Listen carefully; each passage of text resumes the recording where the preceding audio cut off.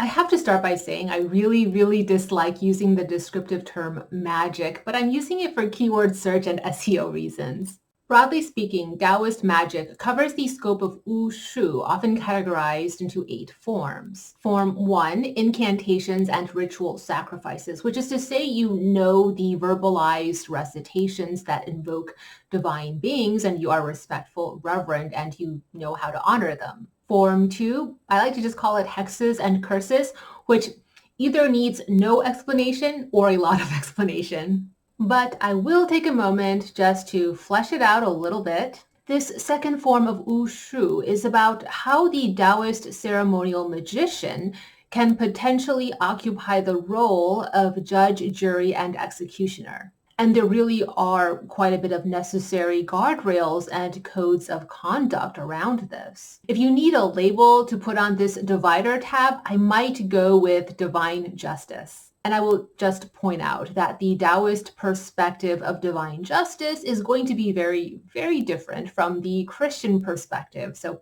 don't get it twisted. Form 3, divination, or the ability to interpret signs and omens. And traditionally, you would be talking about the I Ching, different forms of casting of lots, moon block divination, and various methods of geomancy utilizing magic squares or river maps. Under divination, I'd put in basic knowledge of Bazi, 4 pillars of destiny calculation, face reading, palm reading, feng shui, the spiritual reading of places, and at least one method of lots casting. Divination for the sake of fortune telling, because you want to know yes or no, will he or won't he, it is my opinion that it's self-limiting. But divination as a teaching tool for learning how to start seeing the oneness and interconnectivity of our world to break down physical barriers is exactly why it is integral to Taoist magical practice. Form 4, warding off evil and curing spiritual sickness. Basically, modalities of spiritual protection magic and faith healing. So in essence, Ushu form 2 was you as a spiritual form of lawyer and judge, and Ushu form 4 is you as a spiritual form of physician or a healer. Form 5, exorcisms and soul retrieval rituals. I don't actually see exorcisms as advanced, and instead I see it, in fact, as basic and fundamental to what a Taoist mystic would know how to do. Form 6, Fu talismans. Essentially, this is to know secret magical writings or the mysteries of magical writings for petitioning spiritual beings. I wrote a whole book on the subject matter, so if you're interested in this form of ushu, then I would say this is a good place to start. Form 7, I'm just going to call this method herbology or natural holistic pharmacology. This is the study of herbs, both for pharmacological purposes and metaphysical purposes. It's understanding poison, 古道, but in tandem to that, antidotes to poison. To advance your study in this particular field, look into traditional Chinese medicine, or TCM. And finally, the 8th form of ushu, mediumship. This is the ability to communicate and negotiate with spirit entities. This can be by ecstatic rituals involving altered states of consciousness, channeling, spirit possession, otherworld or astral journeying techniques. So this 8th prong does cover quite a bit of diverse ground. Now to the Taoist beginner. I would say start by getting a 3-ring binder and get 8 divider tabs minimum and set aside 1 divider tab for each of those 8 forms of ushu. And then begin your quest for knowledge and your experimental practices in all 8, filling those 8 sections of your 3-ring binder. No, wait, there really needs to be a minimum of 9 tabs, because one of those divider tabs really needs to be sectioned off for Qigong. Qigong is an umbrella term that covers many different modalities of Qi cultivation, such as Tai Chi and various forms of martial arts. Because you can study the superficial mechanics of Taoist ceremonial ritual and methodologies all you want, but if you don't have the personal power to fuel those rituals and methodologies, they won't do you much good. So for instance, the efficacy of a food talisman isn't in the visual design of it, although the precise visual design is certainly a material factor. The efficacy of a food talisman comes from the personal power it is infused with by its creator. The efficacy of a food talisman comes from the personal power it is infused with by its creator, and that's Qigong. But here I would also categorize what seems to be fairly mundane practices like meditation, vegetarianism, and beneficence. Yes, acts of kindness. These are all modalities believed to help you increase the power and potency of your qi. Under your Qigong tab of your binder, you're going to collect meditation methods, astral journeying methods, Tai Chi practices, dietary rituals, and written out mantras for empowerment, which you'll stumble upon in Taoist texts or grimoires from the Daozang.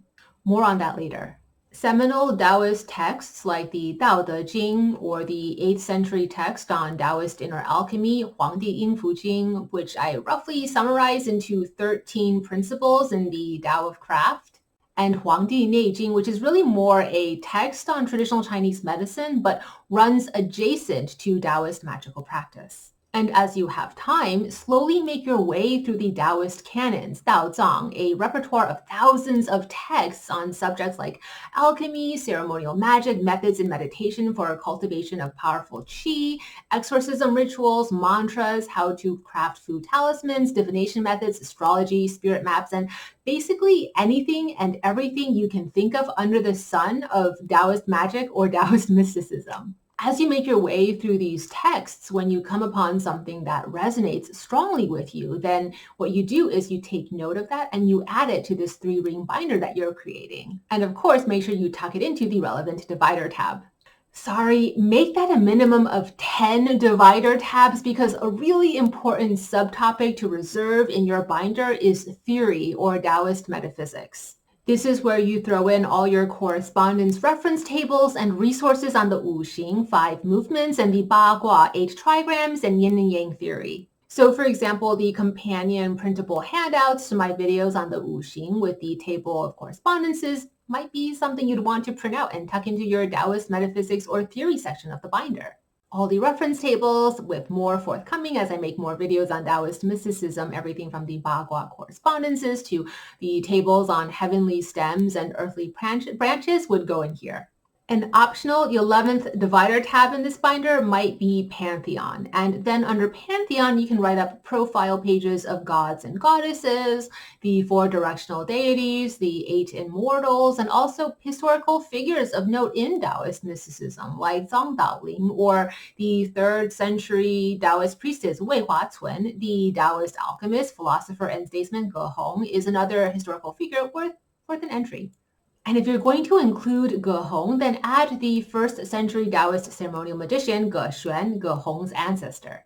In classical Taoism, you have a pantheon of primordial deities. Think Tai Yi, the 3 pure ones, the Jade Emperor, the Big Dipper Mother Doumu, or Tian Ho, the Queen of Heaven. Then there's a pantheon of the divinities that came after the primordial divinities. Either they were created by the primordials or they just simply came after the creation of the universe. Zhou Tian Xuanyi, or the Lady of the Ninth Heaven, is an example. Neza, another example, is a god of protection, but also of occult power, and so is often channeled by Taiwanese spirit mediums, or is often a patron god of the Dangyi, the spirit mediums in Taiwan. Whether Shi Wangmu, Queen Mother of the West, is a primordial deity from before time, or she is from the pantheon of divinities born after creation, is a really interesting question, because there is canonical mythology that Shi Wangmu was a divine form of chaos and darkness in complement to the numinous void. And as a primordial dark goddess, she's often depicted in a wild woman form. Then after the creation of the universe, Shi Wangmu was tamed into a powerful goddess of the heavens, and in this post-creation form is depicted as an empress. Then there are divinities of nature or natural phenomena like Lei Gong, the thunder god, or the mountain god, gods over land formations, and divinities who rule over different areas of human luck, like wealth or marriage, or the kitchen god. What about inner alchemy, 内丹, and outer alchemy, 外丹? Are those forms of shu, of esoteric Taoist practice? I see inner alchemy and outer alchemy as the yin and yang that make up the whole undercurrent running across all of these subject areas. In short summary, 内丹 inner alchemy is about conceptualizing your body as a tripod cauldron and cultivating elixirs of power from within.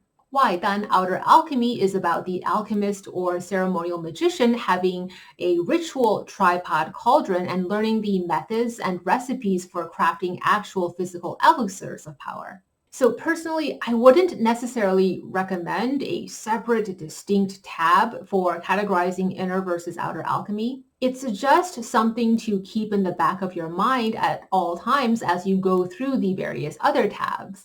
Because no matter which of these 8 forms of ushu you practice or delve into, in all of these 8 forms, there's going to be the inner alchemical component and the outer alchemical component, which is why I don't think it needs a separate divider tab. It's just something to always be mindful of and integrate into all 8 forms. The lofty aspiration of both inner alchemy and outer alchemy in Taoism is immortality. What that means, immortality, is subject to interpretation. And so I recommend reserving space somewhere in this study binder of yours for your ongoing, ever-evolving thoughts on what it means to strive for immortality. Get that 3-ring binder going, setting up this framework for accumulating knowledge, and really the intensity and the diligence of your pursuit of filling this binder of yours with information will reveal to you how interested and dedicated you even are to learning this tradition. Or traditions, I shouldn't use the singular, it should be plural. If pressed to offer immediately actionable tips for the beginner, without resorting to artificial supplements, strive for a healthy, well-balanced diet and try to reduce salt intake so you can increase your psychic sensitivities. You really want to start by cultivating a healthy relationship with food and seeing food as nourishment instead of talking about meditation and yoga and mantra recitation or ceremonial magic for qi cultivation. Let's talk about food, the most basic form of jing qi shen cultivation there is. Jing being your inner nutritive, reproductive, creative force, Qi being your inner life force, your vitality, and Shen being your inner divine. It's also related to consciousness, Shen. And if you're asking, what about classical Taoist methods of fasting? Yeah, but that's not for the beginner. The beginner should be working on increasing the vitality of your physical body and emotional well-being in every practical way that you can. Mantra recitations is a tried and true classical approach to cultivation of qi and for increasing the resonance between you and the divine. Get a beaded bracelet to wear. When worn, this is a symbolic expression of your commitment to advancing in Taoist spiritual practice. Source a really short mantra that's really easy for you to memorize that you can recite while using your beaded bracelet to keep count. Namo Amitofo is a really good one. That is an invocation to the Amitabha Buddha. Namo Amitofo. Namo Amitofo. Om Mani Padme Hum is another good one. That would be an invocation to Kuan Yin. The one I like to use is Namo Amitofo Guanxi Pusa. And if you're now like, wait a minute, aren't those Buddhist invocations? Yeah, they are. I'm just letting you know, though, this is actually how Taoist magic is practiced. But also not to generalize because there's really a diversity of traditions under the umbrella of Taoist esotericism. And strive to do as many revolutions of mantra recitations with your beaded bracelet as you can daily. The routine mantra recitations with your beaded bracelet will also consecrate and empower this bracelet into a protection talisman. It becomes itself a bit like a battery of power that you will have with you at all times to amplify your own personal power.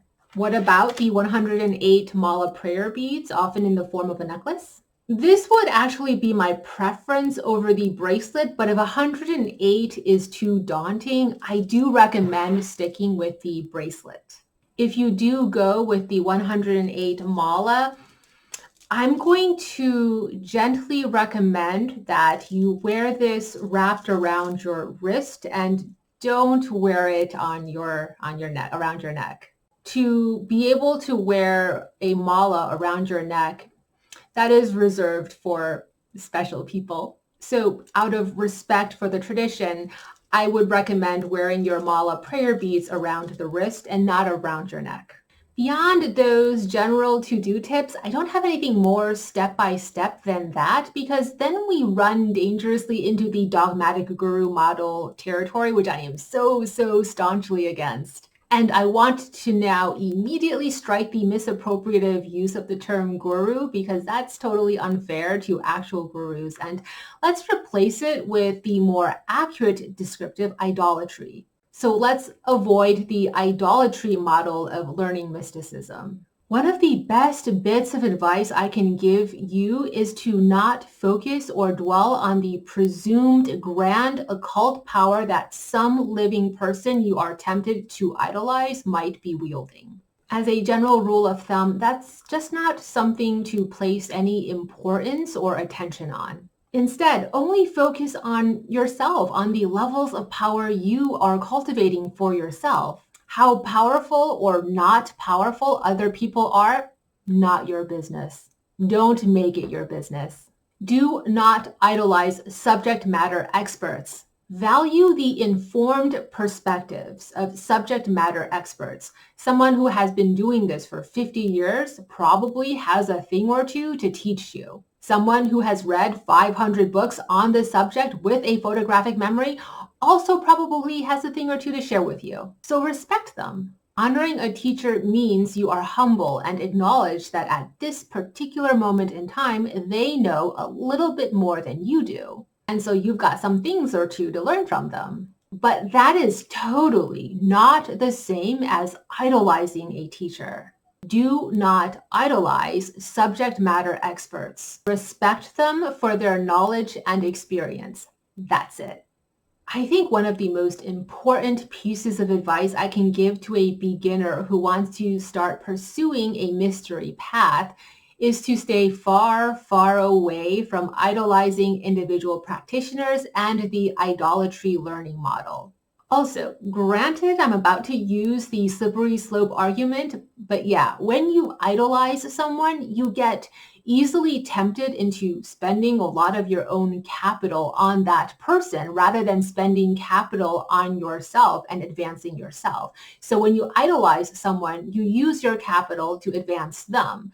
Instead, you want to use your capital to advance yourself.